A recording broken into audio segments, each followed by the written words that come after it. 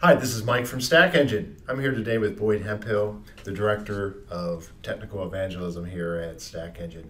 We're going to go through the webinar, Docker Enables DevOps, especially for those of you who have been to the meetups in the various cities and maybe have seen this and want to revisit the presentation, and for those that that were not able to be at the other meetups, we're going to present it live. So Boyd, thanks for coming today, and I appreciate you being with us to go through the presentation. Hello, and thank you for coming out today. So let's get acquainted. A little bit about my background.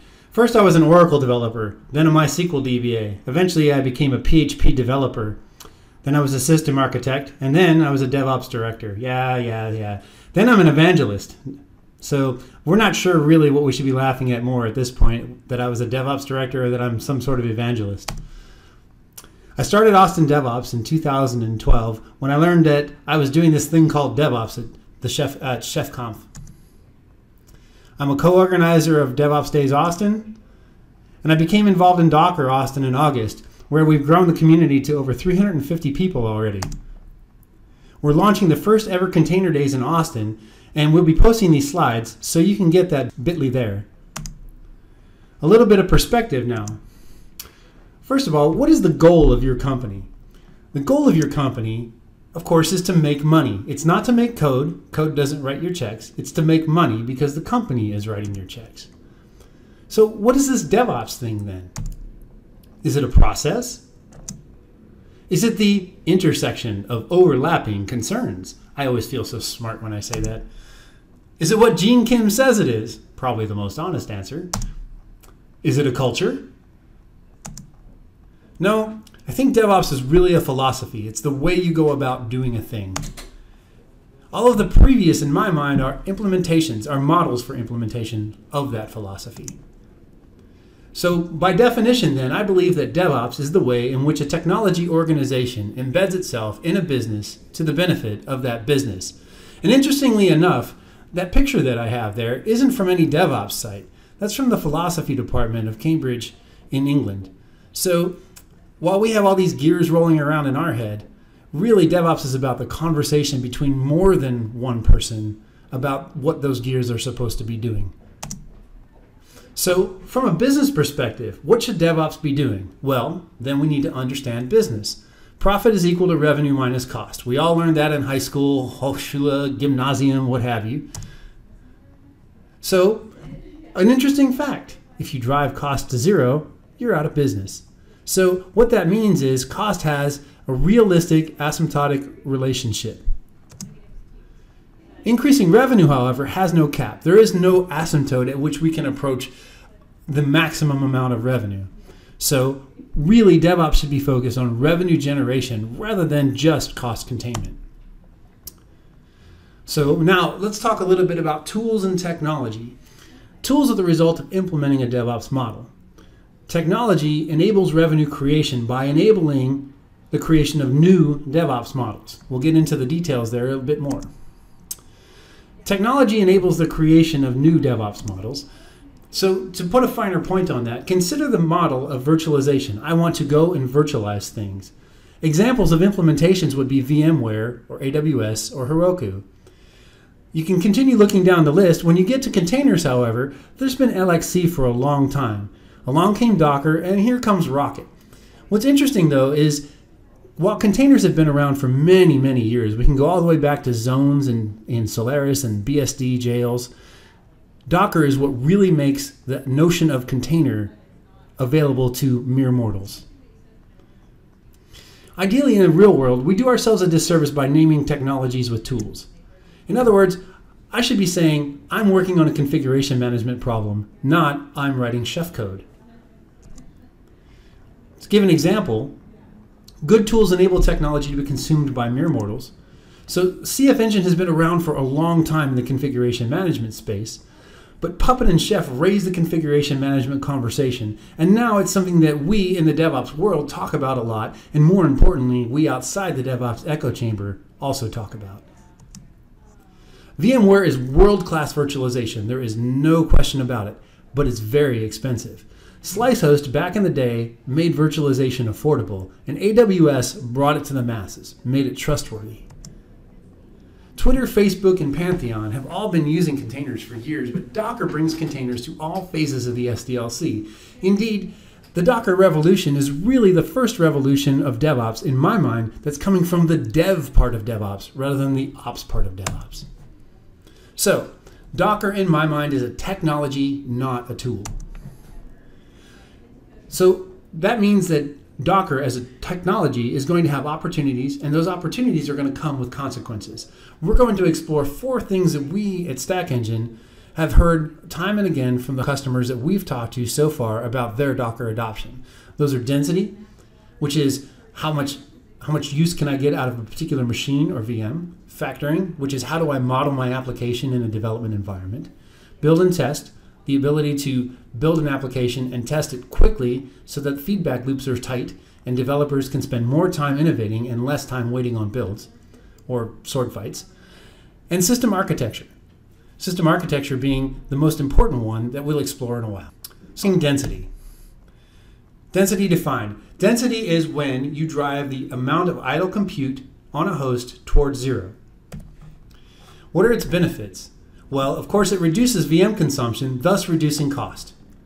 It reduces power consumption in a physical setting, which doesn't sound like much, but when you're a large organization, such as a BMC or a Disney, and you consider that 2% of all power consumption in the United States is data centers, that can be a very significant savings for a large organization. What are some of the concerns about density, however? What are some of the things that we have to think about? Well, spare capacity on hosts is not there to save you during usage spikes. Back in November during Black Friday, plenty of people were pretty happy that they had just 10% usage on their web servers as the retail season kicked in. There was a buffer there to save them. Well, if we're using the entire VM, that buffer is no longer there. That's not necessarily a bad thing, but it does change the way we have to think. And that's what's important to consider here. Are we able to change the way we think such that we can take advantage of this density that we want to benefit from? And of course, we have yet another complexity layer. We have containers on VMs, on hardware, in data centers, in availability zones, on continents. It gets very difficult to reason about what's going wrong in a failure situation. And of course, we have container sprawl, where once we had a rack of machines, and then we had a number of virtual machines on that rack of machines, and then we had hundreds, if not thousands, of virtual machines spread across one or more cloud providers. Now we're going to have tens of thousands of containers everywhere. It's going to be ants, not cattle. So what are the business considerations when thinking about density? Well, it does reduce VM consumption, and thus it reduces costs, but it doesn't impact revenue. And thus, it's probably not a compelling argument. In other words, if you're making the argument, we should go through a Docker adoption, we should consider Docker because we could save money through density, that's probably not a compelling argument for the risks that you're going to incur in trying to get there. So, what does a density adoption look like? Well, it is purely a production concern. It's discussed a great deal, but the implementation concerns are generally too large. Only really forward-thinking organizations that are really truly on the cutting edge internally, such as a Disney or a Nordstrom's, are probably talking about this right now. And of course, it's revolution, not evolution. This is an enormous change for the entire organization, all the way from the developers through QA to project managers and product managers, and of course, operations. This is not the way to go about a thing in any sort of risk-managed, reasonable way. And the tools for production management are just not there yet. This is actually why StackEngine was formed. We recognized that there was going to be a need. So what are the tools? Well, right now, we have the tool gap. Scheduling that is location aware. That is the bin packing problem. Not only do we need to be talking about the available hosts, but we need to be thinking about the risk profile.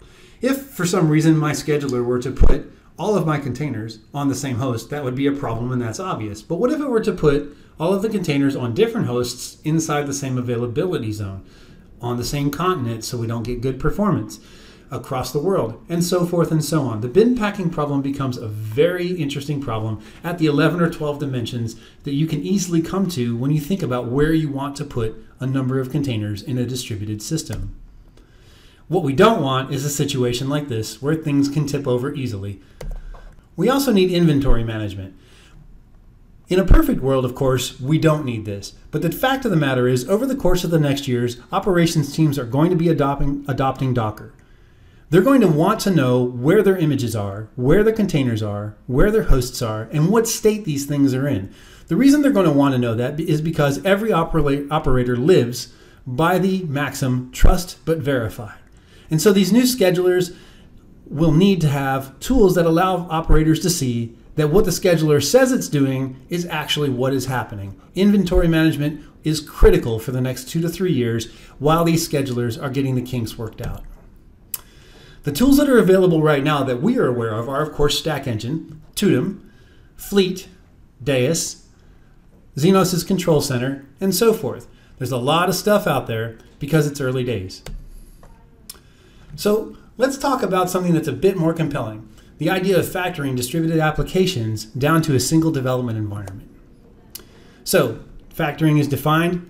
We want to take our production topology and we want to reduce that to a single machine that a developer can work on. Not necessarily the developer's laptop, but maybe a virtual machine or a set of virtual machines on that laptop. Of course, I love the idea of factoring polynomials, having been a math teacher in a previous life. This works great for most applications, actually, without ever having to consider containers, because most applications, no matter how large, are actually not distributed in nature. If you consider the world's largest WordPress installation, which handles millions of hits an hour, it still can be factored down for development purposes to a single machine. We can put features into it, we can run those features to production without much thought to having multiple machines, multiple containers, or what have you. It's only when we want to test performance and networking integration that we really have to worry about multiple machines, and those things should be occurring outside the developer's laptop anyway. Vagrant, of course, is the killer tool for this. If you don't know about Vagrant, go look it up. If you're not using Vagrant, consider why, unless you've already made the move to something like Boot to Docker or Fig. Factoring benefits. When you consider a distributed system, however, Vagrant becomes a much less interesting solution. Vagrant multi-machine is very resource hungry. You're running the entire operating system every time you bring up a machine. So even if you want to just say bring up 4 machines to form a consensus, you're talking about bringing up 4 virtual machines on a laptop. That's very resource intense. So again, considering Vagrant with containers, bring up a machine, run multiple containers instead of multiple VMs, and suddenly you have something that's much more doable in a laptop space.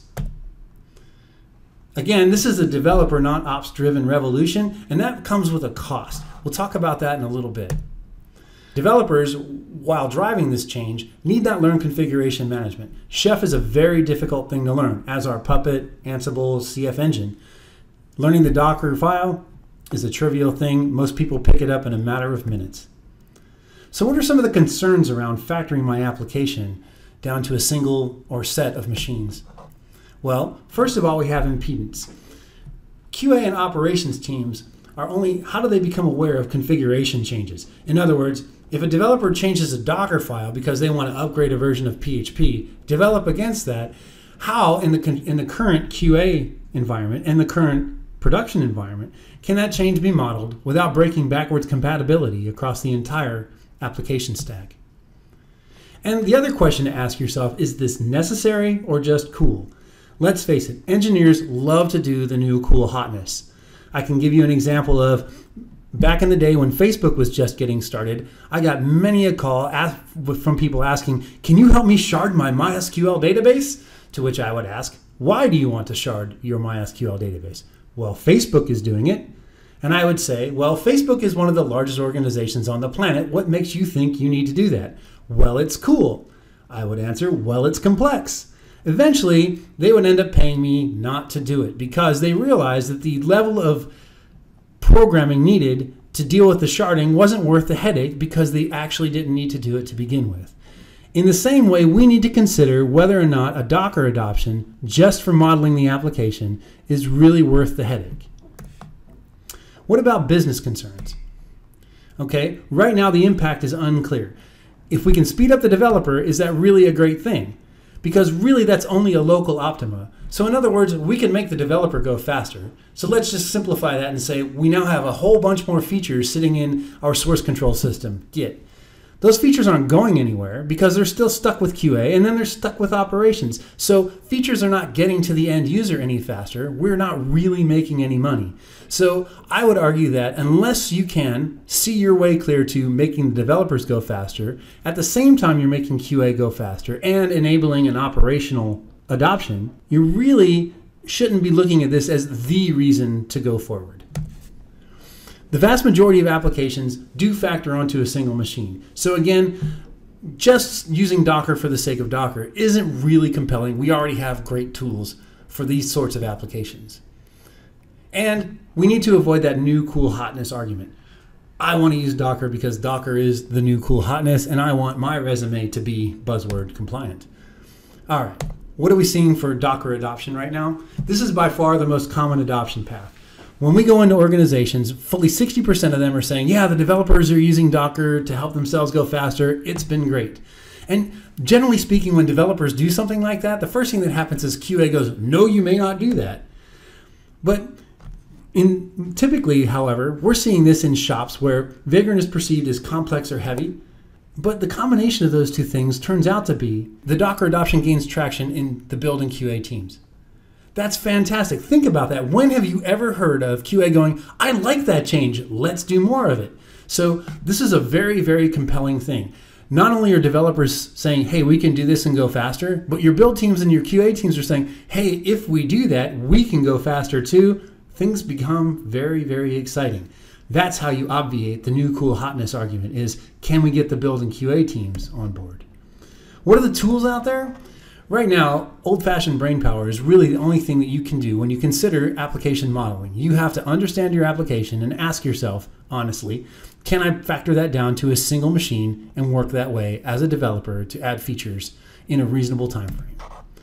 We also have workflow management. Once I factor the application down, can I make a commit, push it, have a build system do what it needs to do, and get that feature that I wrote to production in a reasonable way? We also have the impedance of containerizing existing applications. And again, there are no tools out there where you can say, containerize my thing, right? So maybe somebody really smart out there is working on a system of how to containerize your typical Ruby application. There are some great tools out there, however, to use Docker as a development device. These are sort of replacements for Vagrant with boot to Docker and Fig, and of course Vagrant has its Docker plugin. These are certainly things to evaluate if you've decided that Docker is worth your consideration, you want to bring it into your software delivery pipeline. Build and test grids benefit immensely from a Docker adoption. If you're not sure what this means, this is really important for installed software. Testing a large number of language versions and environments in parallel is very, very important. For instance, at StackEngine, we need to test on 3 different versions of Linux.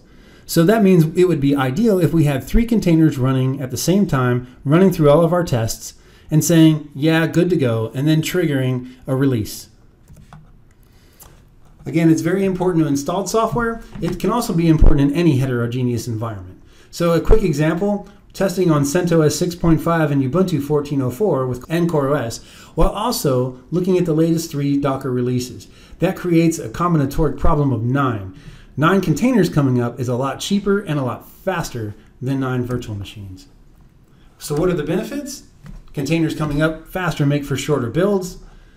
Multiple containers on any build agent improves density, thus saving costs. It was very interesting for us when we ran into a customer who had a build grid of over 1,000 machines, and they were looking at adopting Docker to bring that down into the tens of machines. That's a significant and compelling cost savings. Makes it possible to test many more permutations of a system environment. So if a developer says we really should be moving towards the latest Ruby because they've solved a big garbage collection issue, that's great. By creating a test grid and a build grid for that can accommodate such a thing, they can go a lot faster, they can innovate a lot faster, and bring that sort of very important value to the development lifecycle much earlier. And of course, we get the potential for more build parallelism, which of course leads to more developer innovation, that leads to more and better features, which leads to a competitive market advantage. We should be getting excited about a Docker implementation now. Build and test grids, what are the concerns? The biggest one I've heard from QA, and I think this is really valid for as much as I poke fun at QA, is a container-based environment close enough to production. That is, if I have 150 machines out in production that make my app go, and I can model that with 150 containers in a build environment or a test environment, is that really close enough for me to say, yeah, it's going to work?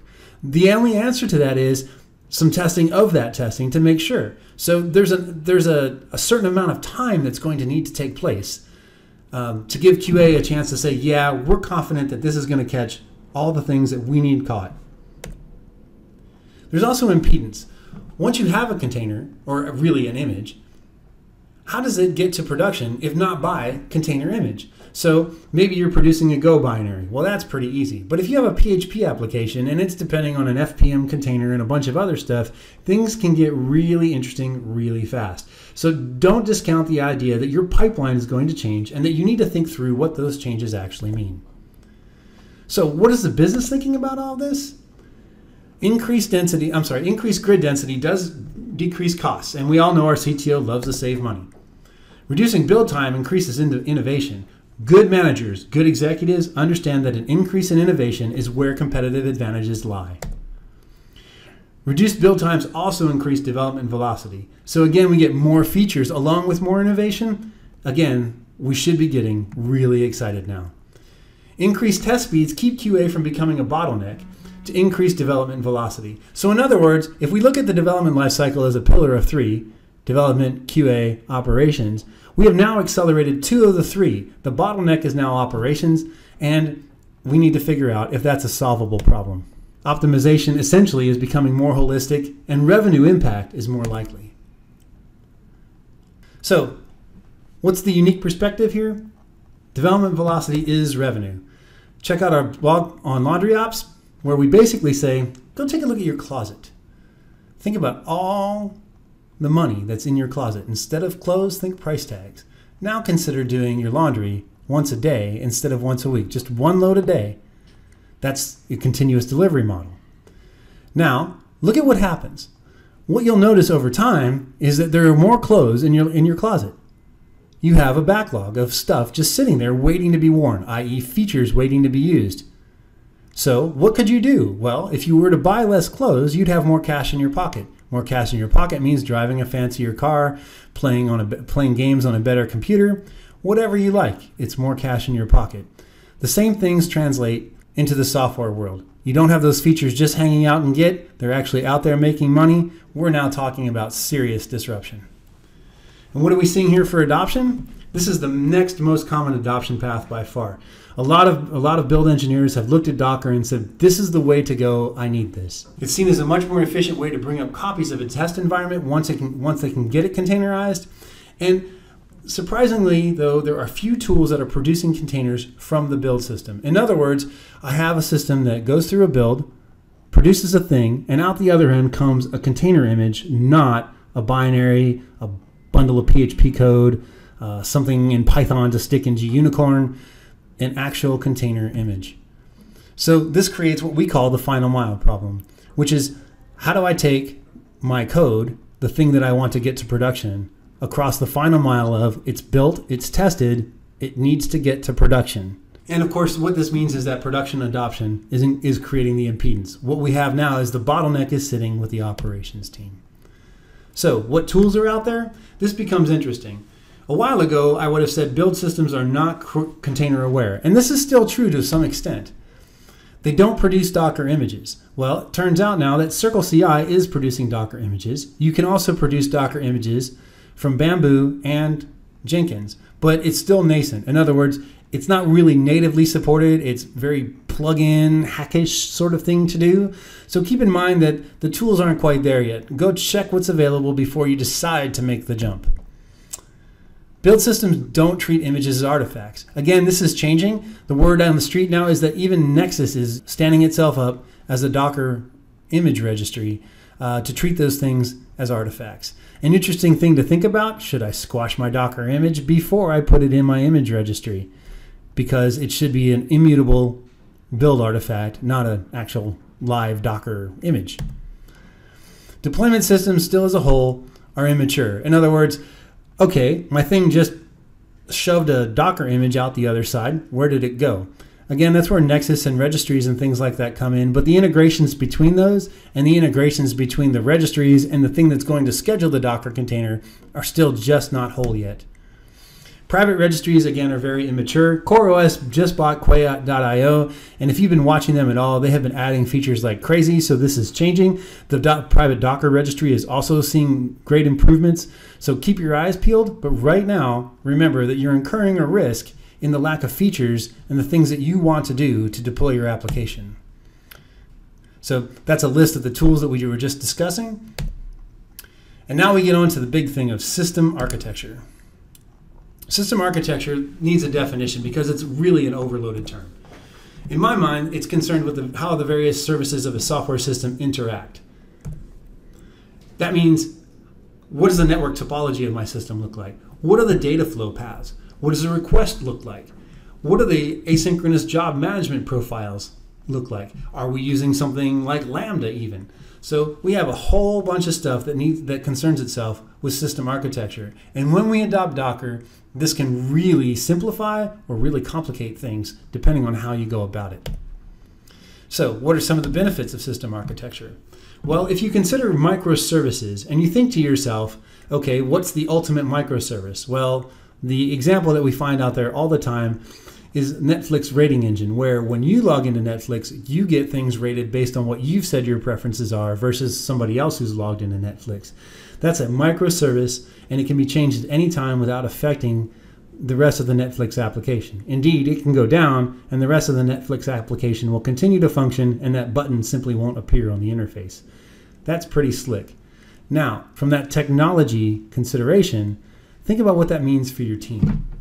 A microteam's microservice can move at its own pace. In other words, the people working on that rating engine at Netflix don't have to think about what anybody else is doing. They just go. They have no need to communicate outside their own team unless they're going to make some breaking change to an API that the rest of the application uses.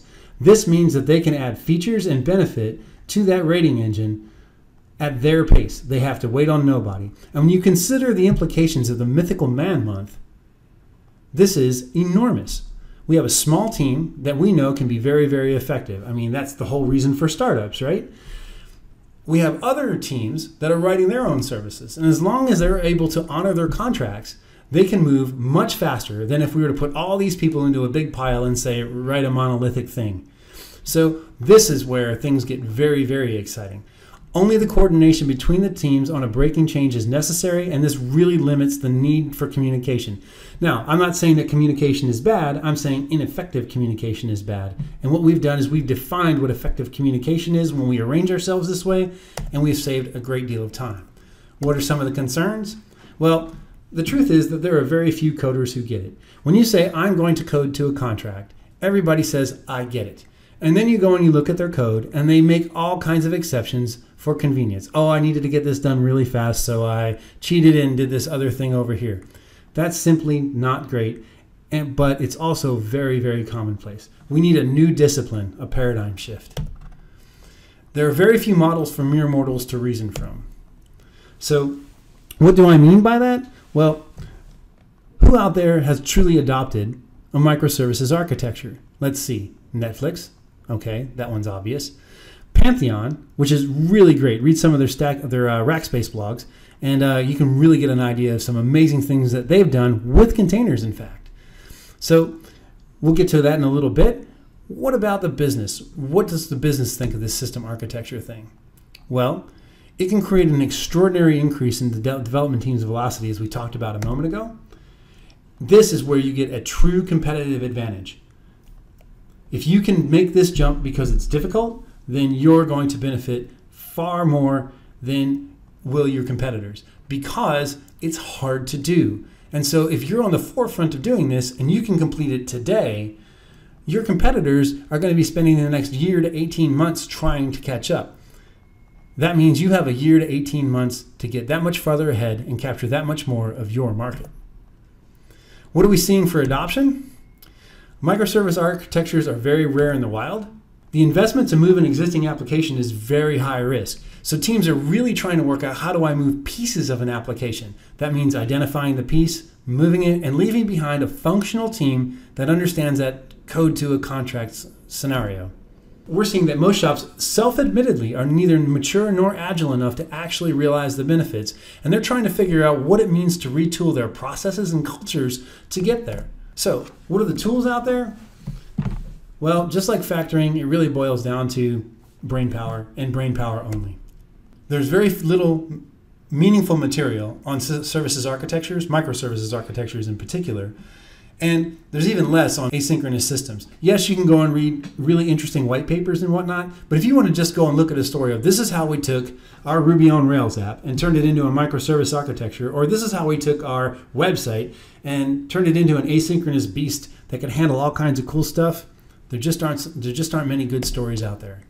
The only thing that specifies what a microservice system could look like is 12factor.net. If you have other resources that you're aware of, I would love to hear from you so that I can read them and include them in this presentation for others to benefit from.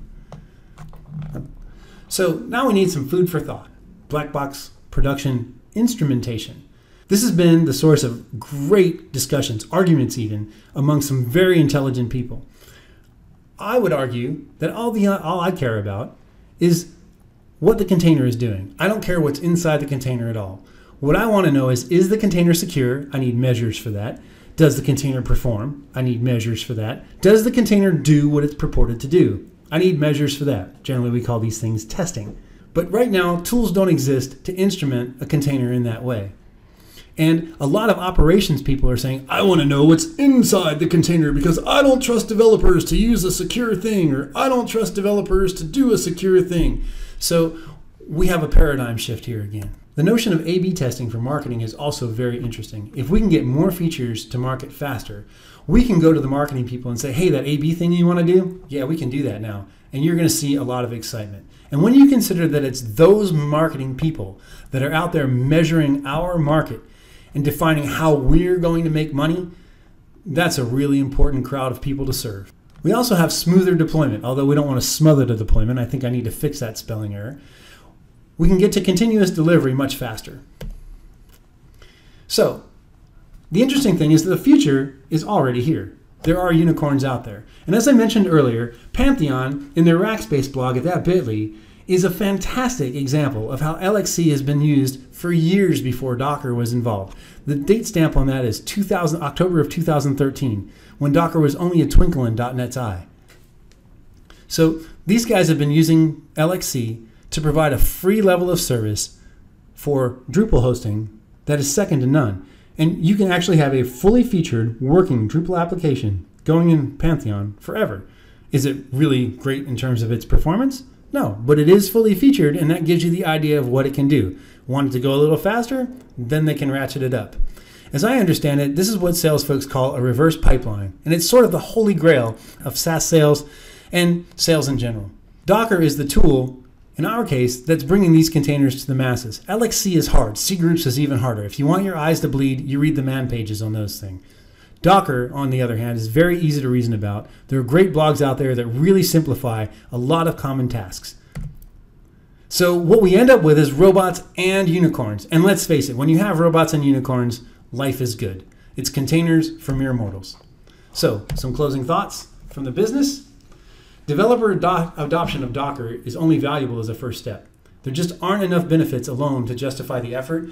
We need to look at system architecture and production operations over time. In other words, don't stuff your features into a source control system and claim victory because you adopted Docker.